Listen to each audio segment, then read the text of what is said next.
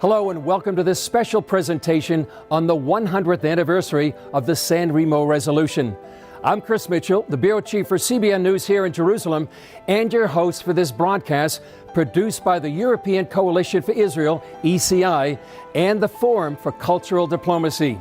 These organizations are dedicated to promoting closer relations and understanding between Israel and Europe, to confronting anti-Semitism, supporting peaceful coexistence between Jews and Arabs, and also to promote better inclusion of Israel and the Jewish people into the community of nations.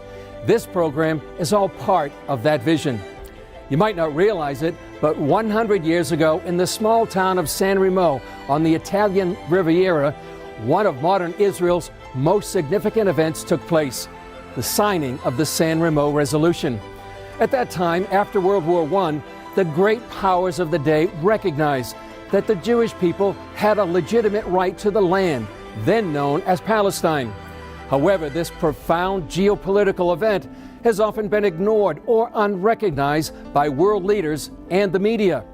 On this program, we'll hear from international law experts, top diplomats, and those who are making the San Remo Resolution a centerpiece in the debate over the Jewish people's right to the land of Israel. The European Coalition for Israel and the Forum for Cultural Diplomacy plan to celebrate the 100th anniversary of the resolution in San Remo itself. However, because of the global coronavirus pandemic, like most other events around the world, the gathering had to be postponed. But here's a personal greeting and message from the mayor of San Remo.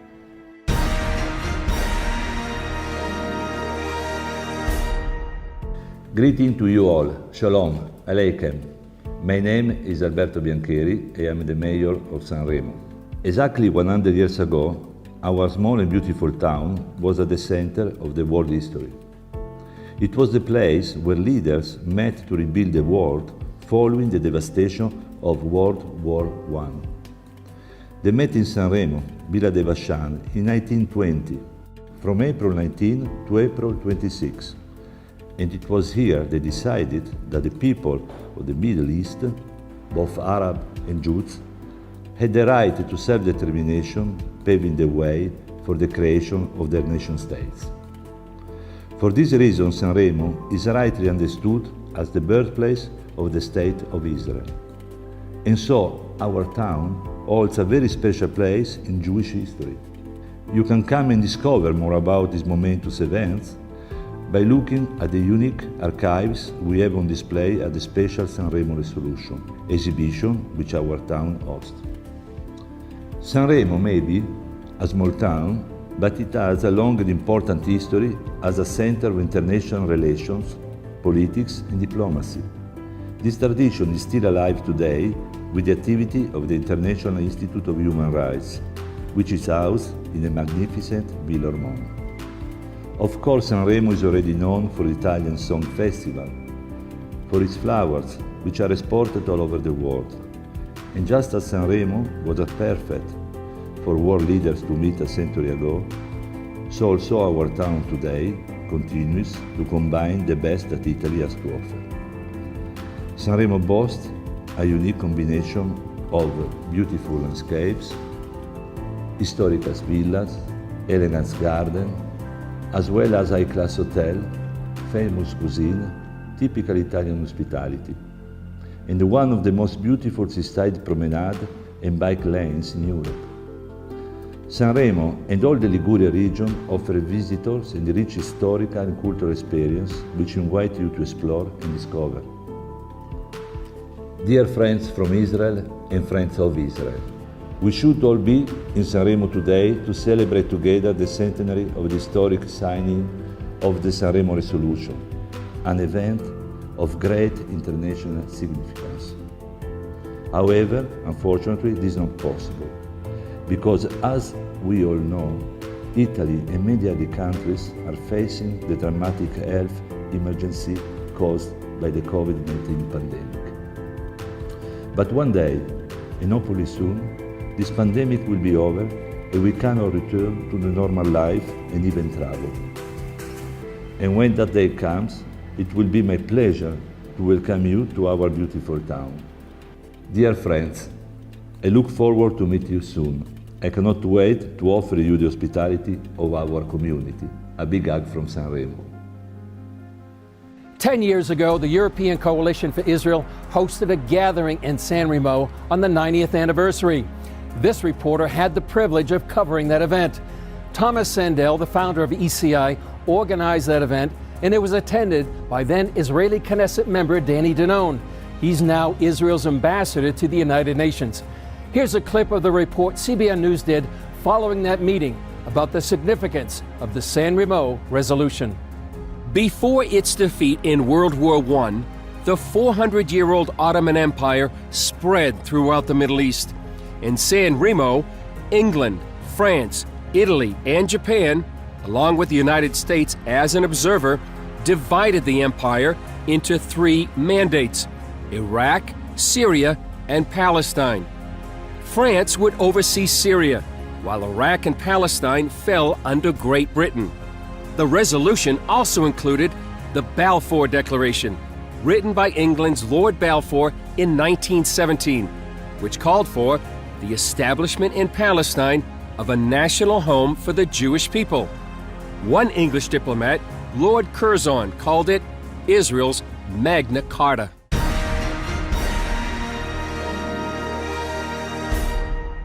This legal right of the Jewish people to the land of Israel has been little understood in the world. It's why ECI founder Thomas Sandel felt a duty to bring these historical facts to the table and make them a centerpiece of the international debate surrounding Israel.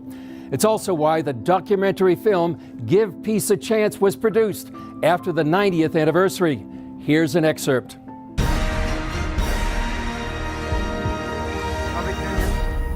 Yes. United Kingdom? Abstain? United States? Yes. Resolution Uruguay? of the DUC Yes. Committee for Palestine was adopted by 33 votes, 13 against, 10 abstentions. Resolution 181 in the United Nations General Assembly in 1947 paved the way for the rebirth of the State of Israel in 1948. However, did this give Israel legitimacy? The answer is no. Generally speaking, in international law, General Assembly resolutions are not binding. It's a wide myth. There's absolutely no truth that Israel's legal foundation is based on the UN Partition Resolution of November 29, 1947.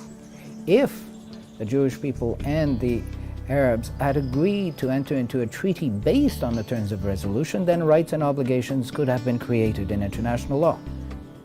But that didn't happen. The legal foundation of modern Israel really is initially traced back to the period right after the First World War, when the great powers at the time and the League of Nations, which was the UN of that particular period, had to decide what's going to happen to various former enemy territories. Howard Grief began practicing law in 1966. For many years, even before that, he had an interest in Middle East affairs. In the 1980s, he began to examine long-hidden documents in the British National Archives that minuted the San Remo Conference of 1920. As a result, he published the book, The Legal Foundation and Borders of Israel Under International Law. The San Remo Resolution. That is the basic constitutional document of the State of Israel under international law.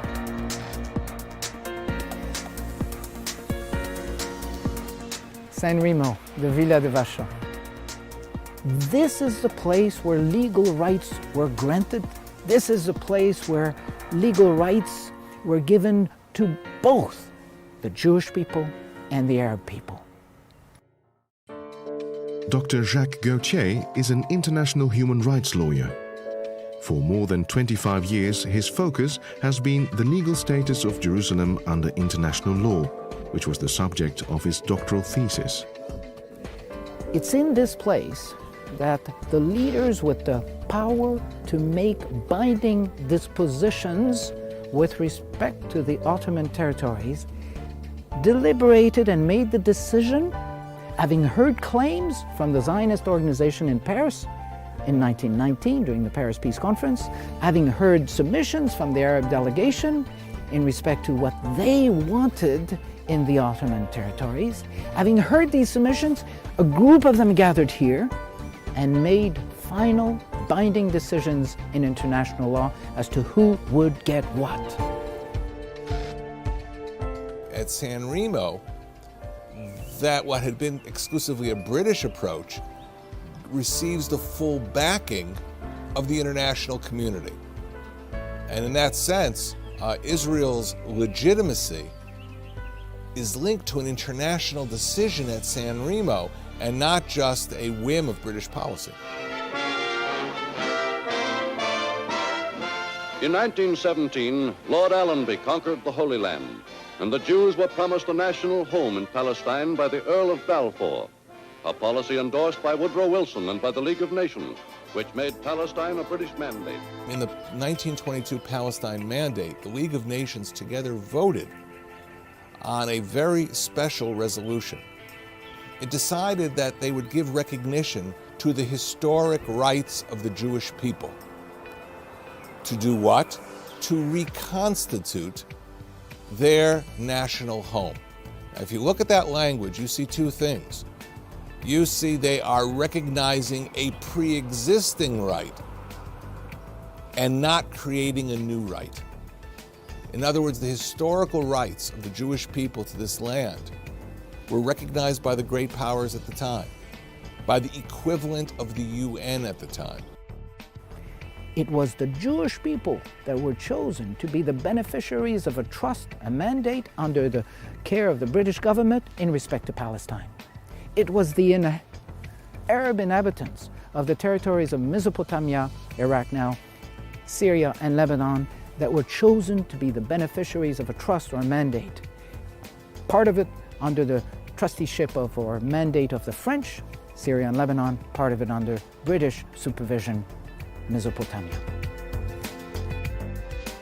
I want to underline that the primary objective of the mandate for Palestine was to grant political rights in respect to Palestine to the Jewish people. The civil and religious rights of the Arabs as individuals were fully protected in the mandate document.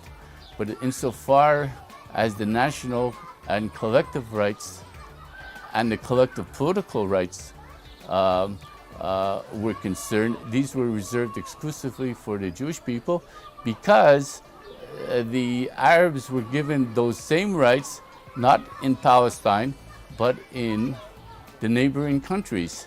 And that is why today you have 21 Arab states and 1 Jewish state. The Second World War brought about the demise of the League of Nations.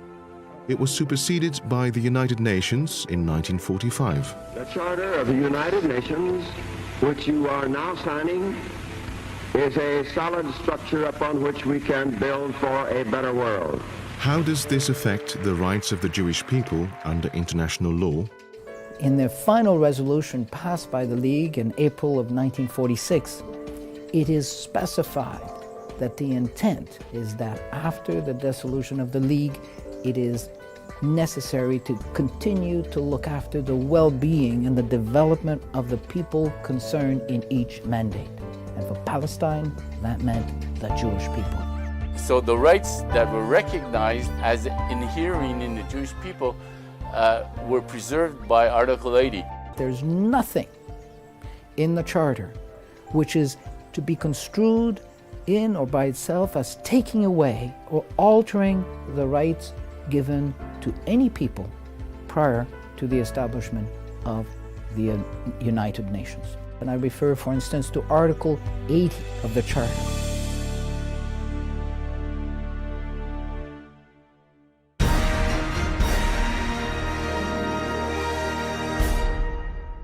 One of the experts who has understood the significance of San Remo is former Israeli ambassador to the UN, Dori Gold. Gold is now the director of the Jerusalem Center for Public Affairs, and he joined me here in our studio to discuss the importance of the San Remo resolution. Ambassador Gold, we've just seen a part of the documentary film Give Peace a Chance, and your own words were in that. Is there anything you'd want to add after viewing that? I think we're in a period, the last, 5-10 years, where our adversaries, the adversaries of Israel, have been trying to deny Israel its legitimacy. It has no right to be here. If it's here, it's just because it was strong enough to defeat its enemies.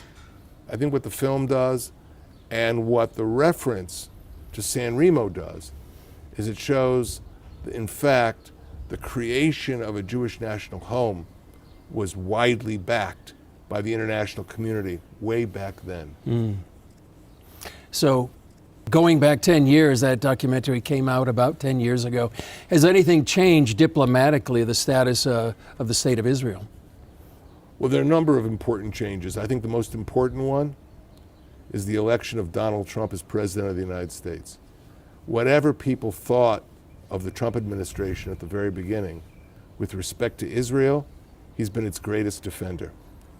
With respect to Jerusalem, with respect to the Golan Heights, and with respect to the security of the state. And there may be others out there who will join him in his positions.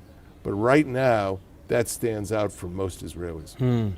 10 years ago, you were concerned about a unilateral declaration of a Palestinian state. And what has changed in those 10 years in that regard? There still is a danger that the Palestinians will go the unilateral track. And the Oslo agreements are pretty specific about this. That the parties are not supposed to undertake unilateral initiatives. Obviously, if the Palestinians do that, Israel will have to protect its interests in Judea and Samaria, in the West Bank, in parallel. Yeah. In the last 10 years, has the signing of the San Remo resolution had anything to do with the diplomatic status of Israel? People remember that there was a Paris Peace Conference. People remember that after World War II, there were Geneva Conventions signed, which affected international diplomacy for decades. But who remembers San Remo? It's not exactly out there as an issue that most people recall. But that's part of Israel's problem. Why is it that it's fighting for its legitimacy all the time? It's because the international treaties and agreements on which the state of Israel is based have been forgotten. So I think it's the role of every diplomat, and I was the head of the foreign ministry for a period of time. Our role is to remind the international community what are Israel's legal rights, what is the basis for the legitimacy of the modern Jewish state.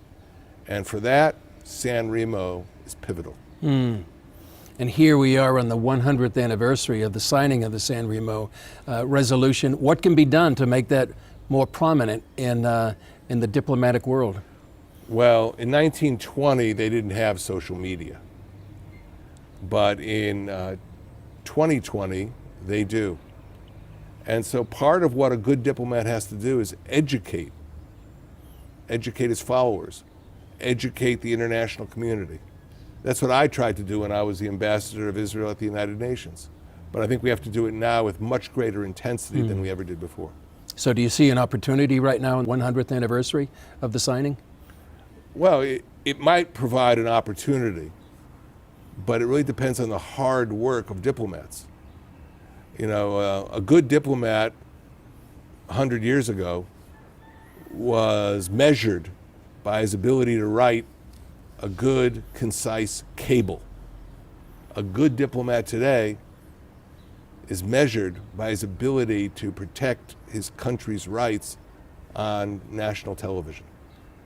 And taking that into account, that is what Israelis are going to have to do in the future, far more than they ever did in the past.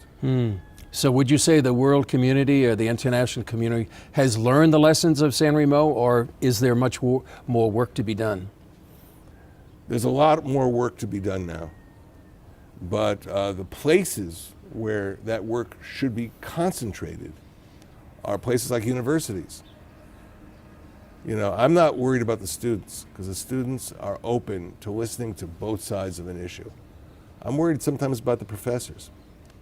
And that is something that Israeli diplomats, Israeli ex-diplomats are going to have to focus on in the next period of time as we move from the 100th anniversary of San Remo forward. You know, when I was reading about that period in history, we have a mandate for Syria, we have a mandate for Iraq, we have a mandate for Palestine. In the last 100 years, there seems to be no issue about the Syrian or the Iraqi mandate, but only about the Palestinian mandate to the British.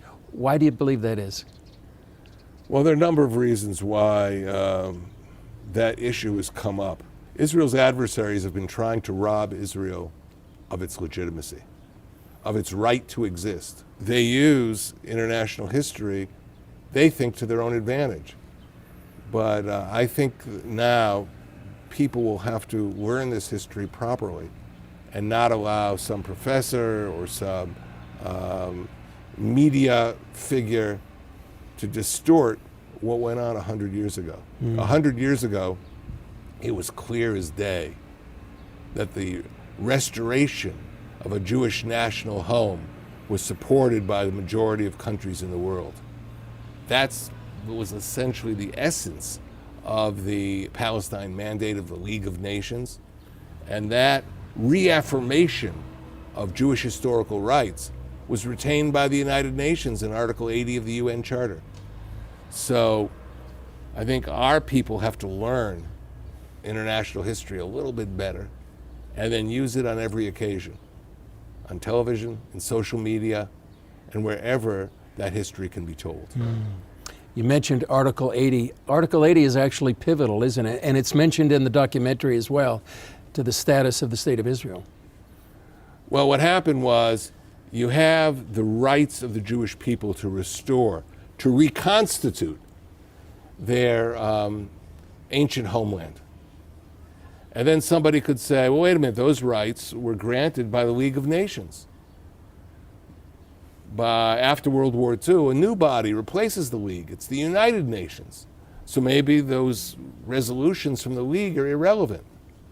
The UN, when it was founded, recognized that arguments like that might be made.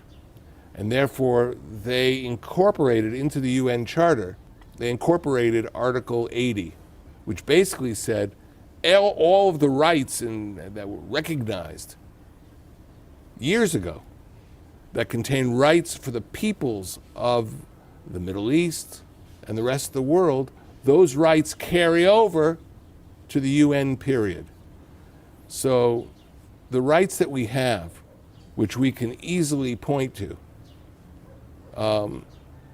are now part of modern history and not just ancient history.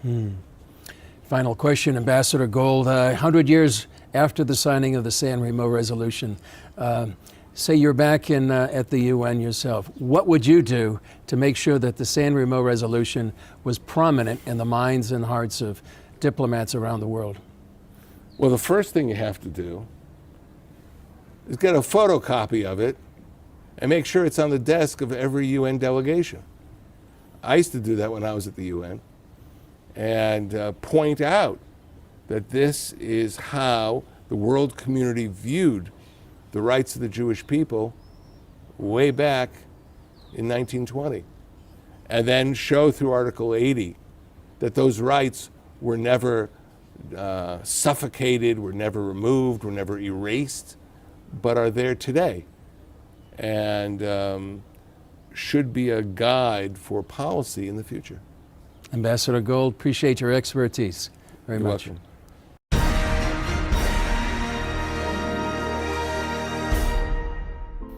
Israeli ambassador to the UN, Danny Danon, was the keynote speaker at the 90th anniversary of the San Remo resolution. And earlier, I spoke with both Ambassador Danon and Thomas Sandel, founder of ECI, who organized that event 10 years ago. Ambassador Danny Danon, thanks for joining us. You were there 10 years ago at the 90th anniversary. I remember that well. What are your thoughts as you reflect on that event 10 years ago?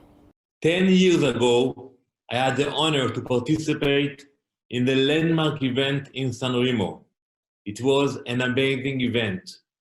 And I think we have to continue to tell the story about San Remo. It is important for our future. It is important for our present. I remember marching into the villa with my colleagues from all around the world, Europe, Israel, the US, Canada, Latin America, and we all shared the same belief that we have to tell to the world what happened in this important position, in this important place many years ago. We will continue to share the story of San Remo with our colleagues all around the world. Thomas, I remember you inviting me to cover that event at the 90th anniversary. Why did you think it was so important to organize the 90th anniversary of the signing of the San Remo Resolution? Well, Chris, you remember 10 years ago, very few people outside of a small circle of academics knew about the San Remo Resolution.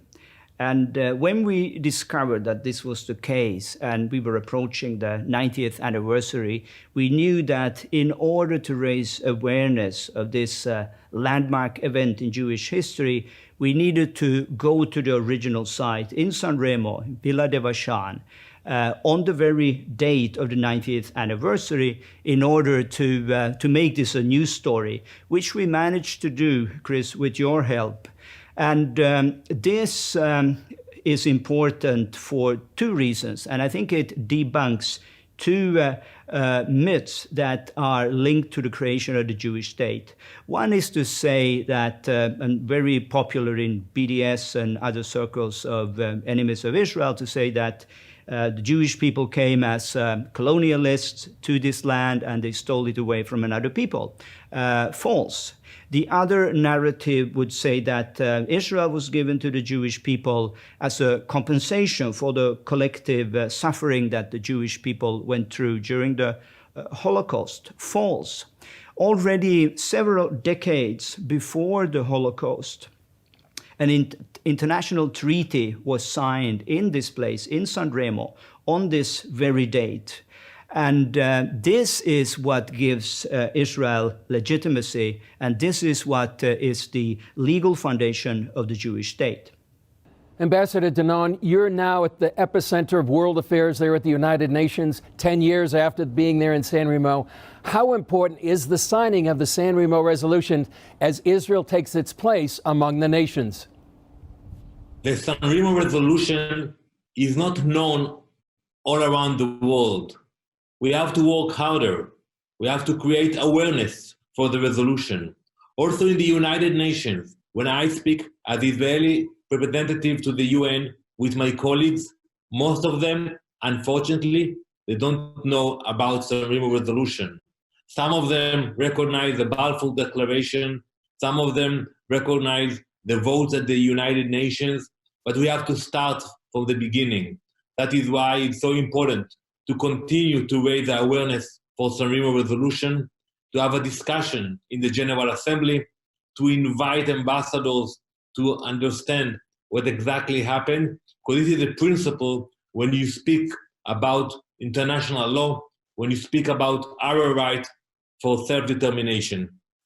Thomas, in your view, what has happened in between the 90th and the 100th anniversaries of the signing of the San Remo Resolution? Between these two anniversaries, we have been quite busy reaching out to especially the countries that made up the Supreme Council of the Principal Allied Powers. And we've been to national parliaments, to all these nations, including Japan, which was an interesting case because in Japan, nobody had ever heard about the San Remo Resolution or that Japan was part of these countries that signed the resolution. But even in Japan, they found the original San Remo Resolution in Japanese in their archives. And this is just one example how this was brought to the attention of the government of Japan for the first time ever, that they had played such a significant role in the recreation of the state of Israel. But we also been to the European Parliament in Brussels, to other national parliaments, and even spoken to ambassadors in the UN Security Council in New York. So I think that these last 10 years have we've been able, together with the international lawyers that we work together with, to raise more awareness of the importance of the San Remo resolution. Ambassador Danon, what in your view are the pillars of Israel's right to the land? When I speak about Israel's right for self-determination, I speak about few pillars. The first and most important pillar is the biblical right to the land. We have the biblical right to the land. You just need to open the Bible and read about it. The Bible is our deed to the land. I advocate about it in the Security Council, and I challenged my colleagues from the UN. I asked them, can you show me your deed to the land? Open the Bible and you will read about our biblical right to the land. After that, I speak a lot about the historical right to the land. You need to open the history books. You can look at the archaeological excavations in Jerusalem and understand that we were always there in Israel. We never left that land. Nobody gave us anything. It belongs to us for centuries. The third is international law. Yes, according to international law, we have full rights to the land. We go back to San Remo Resolution, Balfour Declaration, UN resolutions. So when you combine all of those ideas together, the biblical right, the historical right, and international law, you understand why we don't have to apologize about our existence. And we are optimistic that in the near future, more and more countries will recognize Israel. Today, we have diplomatic relations with more than 160 countries around the world, and every day we forge new relationships with new countries. I'm optimistic about it, but in order to secure our future, we have to learn our history. We have to go back to San Remo. We have to tell the stories. We have to share the information with the world. I want to thank you for sharing the story today. Thomas, as we look back to the 10 years, and now here we are on the 100th anniversary of the signing of the San Remo Resolution, where do we stand right now? Well, Chris, I think we are writing history today. On this 100th anniversary of the San Remo Resolution, for the first time ever, we have world leaders officially recognizing the importance of this landmark event. And as you have noted earlier in the program, we've had these letters from some of the most prominent leaders in the international community today, for the first time openly speaking about what happened here 100 years ago. So I think for the next 10 years, this will be a crucial element in the international debate to go beyond what happened in the UN partition plan, what happened after the Holocaust, and instead focus on the prehistory and the agreements which were made under international law already in 1920. And I believe once we get the historical facts right, the legal facts right, we also have a better prospect for finding a peaceful solution in the Middle East region. Thank you, Ambassador Danon and Thomas. Britain played a key role in fostering the establishment of a Jewish state in Palestine, since the mandate was given to Britain. For Lord Simon Redding, this is not only a part of British history, but also a part of his family history. Ancestors on both sides of his family were instrumental in this process. The first Marquis of Reading was a member of the British War Cabinet, together with Lord Balfour and David Lloyd George. His great-grandfather on his mother's side is Alfred Mond, the first Baron Melchet, and a member of Parliament, who actually visited Palestine with Chaim Weizmann already in 1921. He was one of the founders of the Jewish Agency, who later became actively involved in the rebuilding of Jewish Palestine. Today, you can find his name on the Israeli city Tel Mond, which he founded, and on street names bearing his name in many Israeli cities, including Tel Aviv. In an earlier interview on Revelation TV, he reflected on the history between the two nations as well as Israeli-British relations today.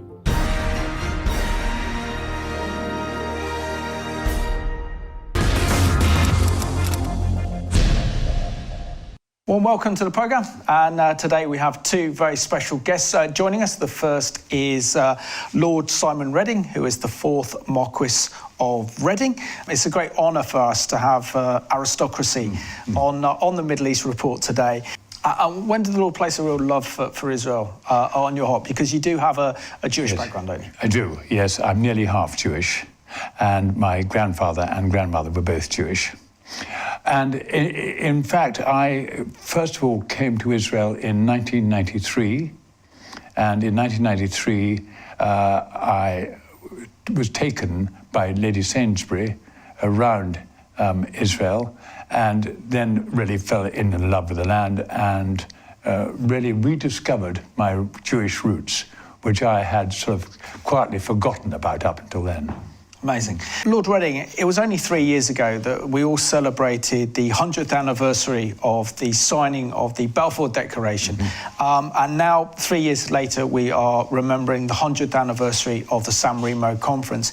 In what way did this San Remo Conference and the agreement there actually implement the promise made to the Jewish people of a homeland through the Balfour Declaration? Right. So going back to the Balfour Declaration, November the 2nd, 1917.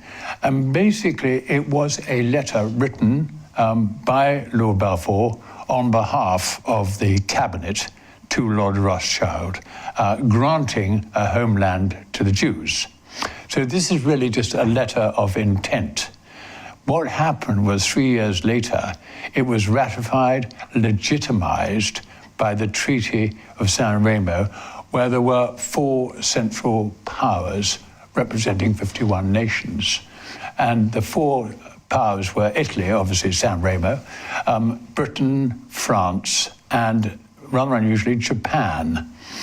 So it was through the treaty that it really legitimized the Balfour Declaration and made it into international law. Lord Reading, we have to really discuss the fact that the Prime Minister David Lloyd George, who was the Prime Minister of the signing of the Balfour Declaration, he was also representing the British Empire at the San Remo Conference, very much personally wanted to support the re-establishment of the State of Israel and the Jewish people. First of all, it's interesting to look at the cabinet in 1917. There was Lloyd George, of course, who in fact was influenced very much by the Welsh revival. There was Balfour, who himself was a Plymouth Brethren. There were Jews like my other great-grandfather, Sir Alfred Mond. So it was a combination of evangelicals and Jewish influence which was behind the Balfour Declaration. 20 years later, they were losing the original vision. And in fact, Churchill mentioned this on 2 or 3 occasions in the House of Commons, that they'd started well, but were losing the thread. In terms of relations between Britain and Israel now, those relations are flourishing, aren't they? Particularly after kind of Brexit as well. That Israeli investment in the British economy is huge, and vice versa. Israeli military and security cooperation with Britain and Israel has never been stronger. Do you think, in your opinion, we've seen a repair of that breach 70 years on from the treatment of the Jewish people during the Mandate years? Yeah. I think there's a gradual, it's a step-by-step process. And it does come, of course, from the Foreign Office. And I think Jeremy Hunt, the previous Foreign Secretary, was the person who really led the way. And I remember going to the Foreign Office and hearing him speak about his experience of some of the death camps. And it moved him very considerably. And of course, now we have Dominic Raab, whose father was a Holocaust survivor. So it's just gently shifting the policy towards Israel. And as you say, there are other indications. Trade is flourishing, and there's an enormous amount of cooperation. And especially coming out of the EU, I believe the 2 countries will get far closer together. I think we can rectify it by building up relationships between the two countries, individuals, that there should be more interaction, particularly, I believe, at student level too. There should be more interchange of students, and generally speaking, we should be getting together, seeing each other more often.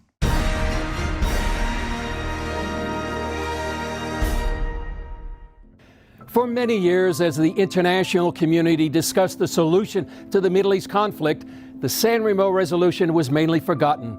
However, on the 100th anniversary, a number of governments have sent their personal messages to this occasion. It illustrates how the landmark event is no longer just a side note in world history, but a significant event to be considered for any future peace agreement. It's also the first time San Remo has been recognized in official documents by some of these countries. Here are some of those messages.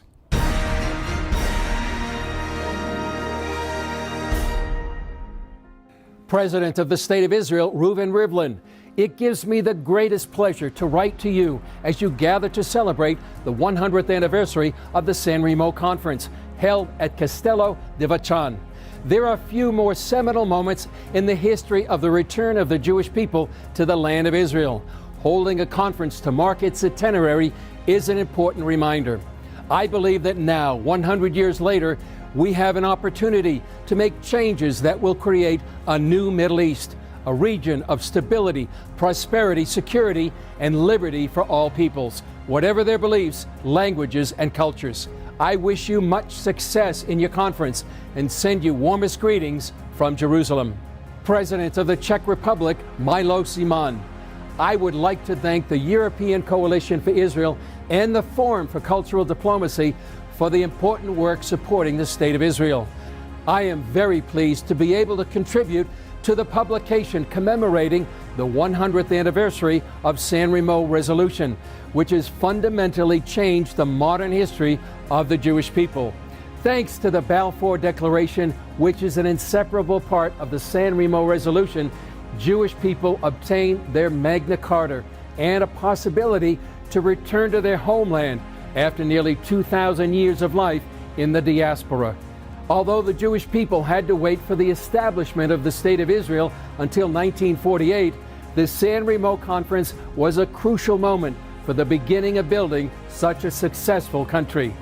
I am convinced that the bonds between the Czech Republic and the State of Israel will keep strong. Allow me to express my honest pleasure and congratulations to the State of Israel celebrating the 100th anniversary of San Remo Resolution and getting the right to return to the Holy Land. Prime Minister of Italy, Giuseppe Conte. One of the seeds of this olive tree that would become the symbol of the Israeli national identity was in fact planted in Italy in San Remo 100 years ago. The San Remo Final Resolution incorporated the 1917 Balfour Declaration into international law, confirming its support to the creation of a national home for the Jewish people, without prejudice of the rights of the non-Jewish communities in Palestine. On the 100th anniversary of the conference, Italy remembers its commitment to Israel and the great friendship that binds our two countries and peoples. Scott Morrison, the Prime Minister of Australia. This April marks 100 years since the passing of the San Remo Resolution in 1920. Australia maintains close ties with the countries of the region that gained their independence in the decades that followed. Here in Australia, we cherish our enduring friendship with Israel. We were among the first to recognize the new nation in 1948, and during that formative time, our then Prime Minister, Ben Chifley, claimed that Israel would be a force of special value in the world community. Today, Australia and Israel's relationship continues unbroken, supported by the Australian Jewish community, which has done so much to shape our country for the better. I wish the people of Israel peace and prosperity in the years to come. U.S. Secretary of State Mike Pompeo. 100 years ago today, the principal allied powers of Europe and Asia assembled in San Remo, Italy, and declared themselves committed to putting into effect the Balfour Declaration in favor of the establishment in Palestine of a national home for the Jewish people. That historic agreement marked the world's embrace of the unbreakable connection of the Jewish people to the land of Israel, an enduring constant from the time of patriarchs Abraham, Isaac, and Jacob, to the reigns of King David and Solomon, across the age of Jesus of Nazareth, and throughout the subsequent period of exile and dispersion. No country has done more to honor the spirit of the Balfour Declaration and the San Remo Resolution than the United States of America.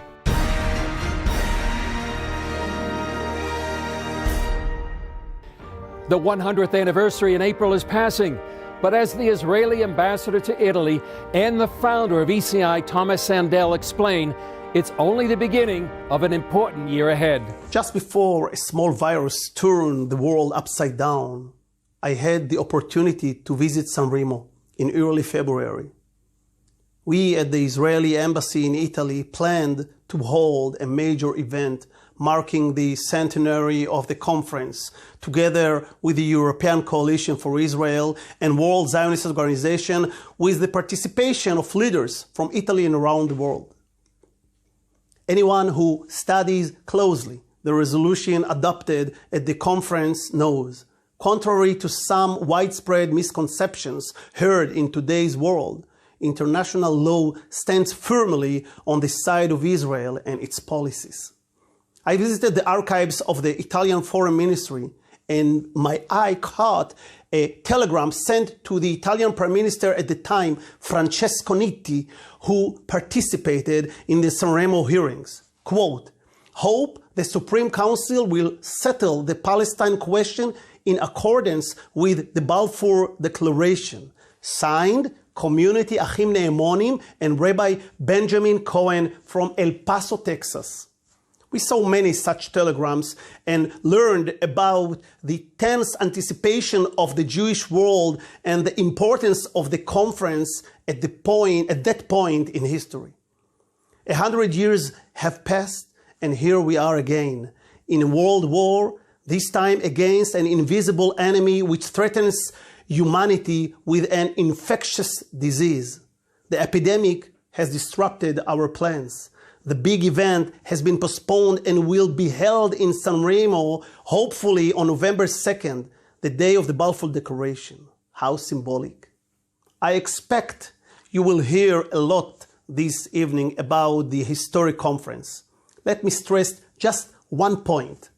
The Balfour Declaration is more famous than any other document in Zionist historiography, except perhaps Israel's Declaration of Independence. But it was a non-binding declaration. The San Remo resolution transformed it into international law and gave it the force of a legal instrument. In fact, on April 25, 1920, for the first time since the destruction of Jerusalem in the first century, the nations of the world recognized our legal title to the land of Israel, which was then known as Palestine or Palestina, since Emperor Hadrian changed its name in order to try to break the connection between the Jews and Judea and between the people of Israel and the land of Israel. The international community accepted the request of the Zionist movement to reconstitute what we once had. That is why Chaim Weizmann defined San Remo as the most momentous political event in the whole history of the Zionist movement, and it is perhaps no exaggeration to say in the whole history of our people since the exile. In fact, of all the Middle East, Iraq, Syria, Lebanon, Saudi Arabia, Yemen, and more, 99% was given to the Arabs and 1% to the Jews. For some reason, only that 1% is being put into question. In the centuries before the conference, Palestine was a remote province in the Ottoman Empire. American writer Mark Twain visited there in 1867 and described it as a land which sits in sackcloth and ashes. Over it broods the spell of a curse that has withered its fields and fettered its energies. Unknowingly, he echoed the biblical curse verses from Leviticus. And I will bring the land into desolation, and your enemies which dwell therein shall be astonished at it. Palestine was not a territorial gift to any ruler, as was the case with other territories in the Middle East. British Prime Minister Lloyd George, who stayed at the Villa d'Avauchan in San Remo all that fateful week, as well as Lord James Balfour, were both God-fearing Christians. They were Zionist Christians, which means they believe in the biblical prophecies of the return of the Jews to Zion and wanted to help fulfill them and to bring about the resurrection of the Jewish nation in the Holy Land, thereby bringing justice to our suffering people. Darkness and light alternate in our long history. At certain moments of grace, we received the support of the nations. Most of the time, we had to fight for our most basic rights. The war against the Jewish people, against its existence, culture, and beliefs has taken many shapes. Throughout history, we have become familiar with anti-Semitism based on differences in belief. In the last century, we have become aware of a new anti-Semitism, opposition to the Jewish nationalism. This anti-Semitism seeks to delegitimize the very existence of our state, often focusing on the claim that Israel's presence in Samaria and Judea, the cradle of our ancient civilization, and even Israeli sovereignty in Jerusalem, contravene international law. Well, the answer is in the San Remo resolution. At the root of this war against the state of Israel is a war against the return of the Jews to history and to their land. In a long-standing historical perspective, this aspect is no less significant than the political and military interest which stood at the basis of the various treaties. When it comes to our return to Zion, the world must choose which side of history it is on.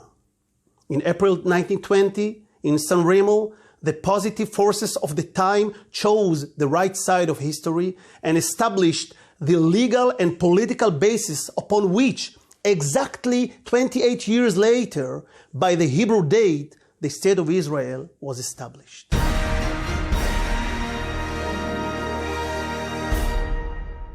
Well, I want to thank you, Chris, for hosting the program today on this exceptional day, the 100th anniversary of the San Remo resolution. But let us remember that this is only the beginning of a centenary year. And as an organization, European Coalition for Israel, we hope to soon return to San Remo, the original site of the signing of the resolution, not only in support of the legal rights of the Jewish people to the land, but also in solidarity with the Italian people who have suffered so much in the last few weeks, and but still have shown such a warm commitment to celebrating this landmark event together with us. So as soon as the situation will permit, we are committed to returning to San Remo and again remember what happened there 100 years ago as the legal rights of the Jewish people were codified under international law. And that was indeed a landmark event.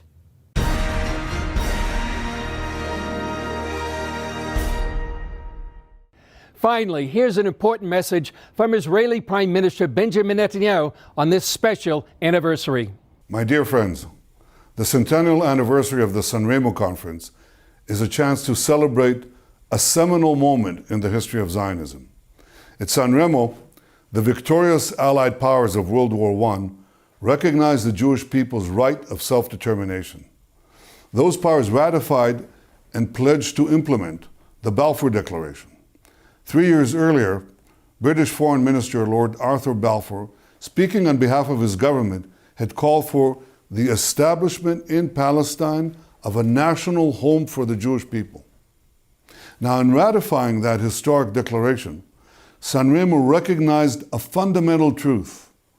The Jewish people are not foreign colonialists in the land of our forefathers. The land of Israel is our ancestral homeland.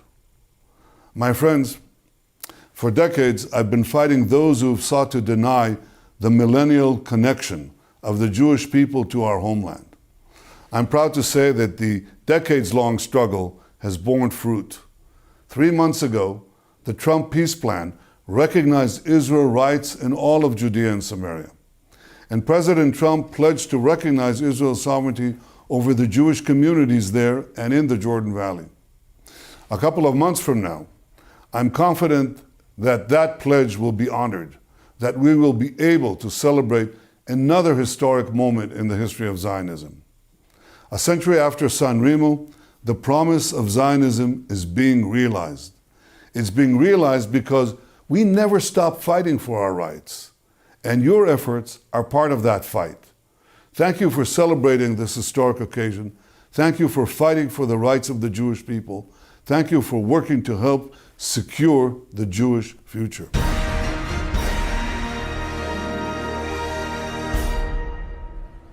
Thank you so much for joining us on this special program on the anniversary of the signing of the Sanremo Resolution. As you have seen and heard, it is the centerpiece of Israel's right to the land under international law. It's also the hope of many that the leaders of the world will recognize this historic event where Israel took its rightful place among the nations. We end this program with another hope, the anthem of the Jewish state and the cry of the Jewish people throughout the ages, Hatikva, the hope.